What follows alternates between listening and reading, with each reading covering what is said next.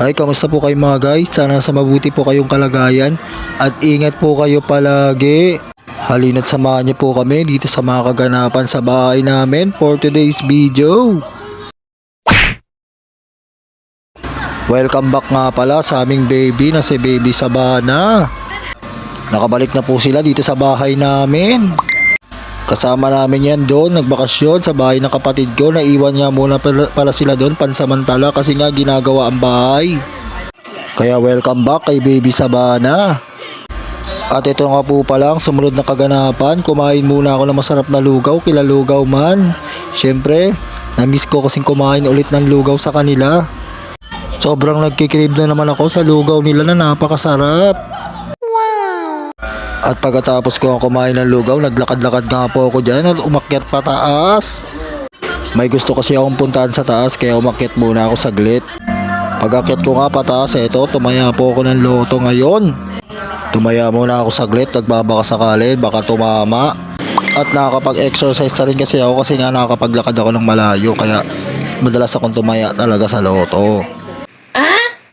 Kayo mga guys, tumataya rin po ba kayo sa loto? Fast forward na po agad na nakauwi ako ng bahay. Eto po, nagre-ready na po si Kuya Paeng para sa kanyang pinali. Tinatapos niya na yung nasa labas ng tindahan namin dyan.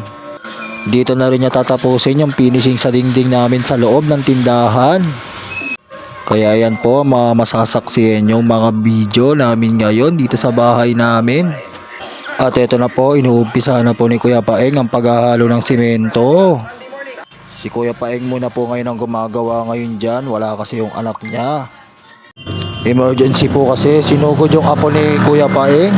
Kaya yung anak niya si Raya nasa ospital ngayon. Kaya mag-isa nga ni si Kuya Paeng na gumagawa ngayon. Solo niya talaga ang trabaho. Pinipinishing niya na yung dingding dyan ng loob ng tindahan namin. Yan ang ginagawa ngayon ni Kuya Paeng. Solong-solo niya talaga ang trabaho. Grabe. Talagang kayang-kaya ni Kuya Paeng ang lahat Pero daan-daan lang naman ang ginagawa ni Kuya Paeng. Hindi naman namin siya binibigla. Syempre naman, di ba, kailangan niya rin magpahinga.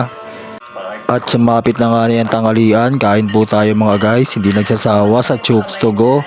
Favorite na favorite namin yan.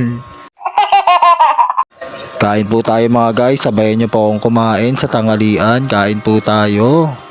Binili kasi yan ng kapatid kong bunso, yung Chooks to Go. Dumalaw kasi siya dito kaso hindi ko nga lang nakuhanan sa camera dahil nagmamadali siyang umuwi.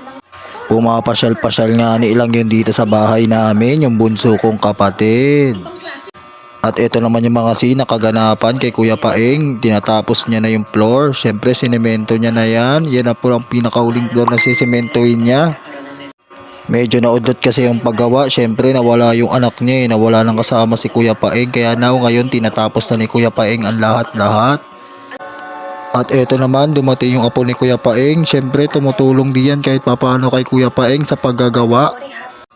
Wala kasi si Ryan kaya yung apo muna ni Kuya Paeng ang tumutulong pansamantala. Sinisemento na nila dyan yung patungan namin.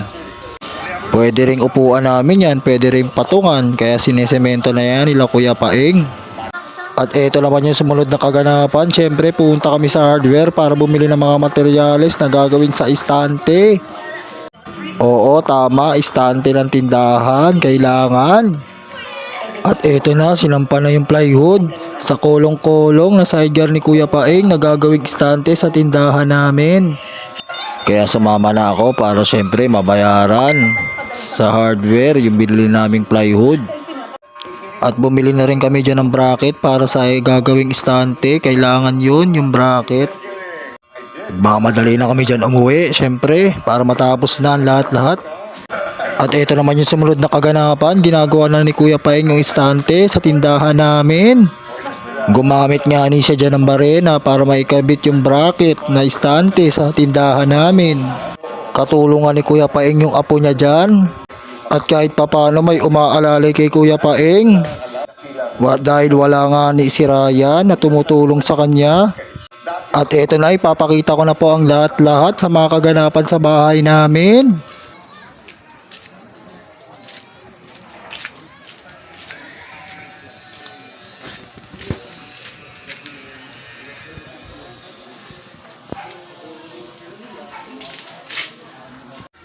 At dito ko na po tatapusin ang vlog for today's video. Maraming salamat sa pagko-comment at pag-like at pag-share. Ingat po kayo palagi mga kapuso. Stay tuned lang sa panonood para sa mga susunod na episode ng vlog natin. Ingat po kayo palagi. Goodbye. Bye-bye.